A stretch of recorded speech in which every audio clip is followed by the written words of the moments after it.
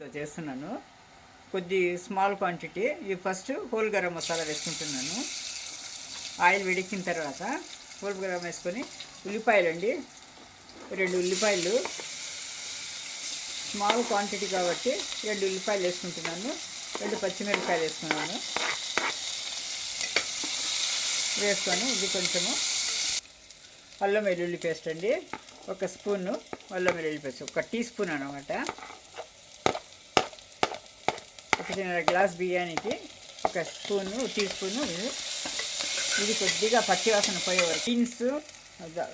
Beans, carrot, బఠానీలు, పచ్చి బఠానీలు అండి, ఈ 3 కాయలు అనమాట.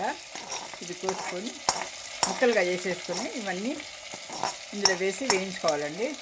ఒక టమాటా అండి, టమాటా వేసి అన్నీ బాగా శుభ్రంగా కలుపుకోవాలన్నమాట.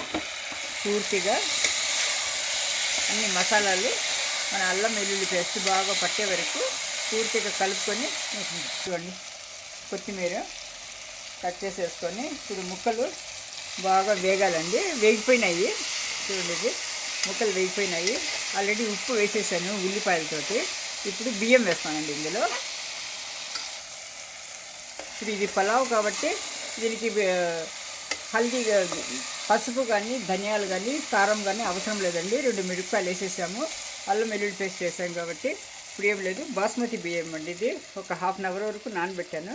ఇప్పుడు ఇందులో వేసేస్తున్నాను. వేసి బాగా ఒక 2 నిమిషాలు వేయిస్తారండి, ఎక్కువ కదపకూడదు.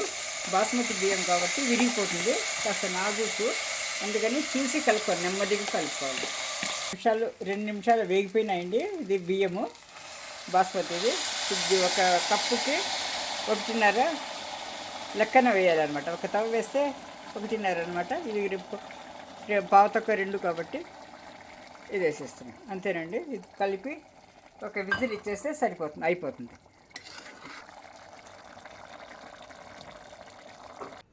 ఇదిగోండి, ఒక విజిల్ తర్వాత ఈ విధంగా తయారై వస్తుందండి. వెజిటేబుల్ పలావ్ ఇది.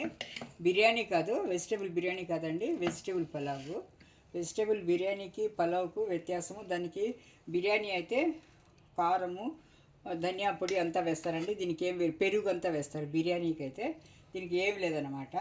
ఈ 2 పచ్చిమిరపకాయలు వేస్తే అదే కారం అండి, చక్కగా సరిపోతుంది. కాయగూరలతో వేస్తారన్నమాట. రావు వెజిటేబుల్ పులావ్ రెడీ అయిందండి. నా ఛానల్ని ఫస్ట్ టైం ఎవరైతే చూస్తున్నారో వాళ్ళు సబ్స్క్రైబ్ చేసుకోండి ప్లీజ్. లైక్ చేయండి, షేర్ చేయండి, కామెంట్ చేయండి. Thank you.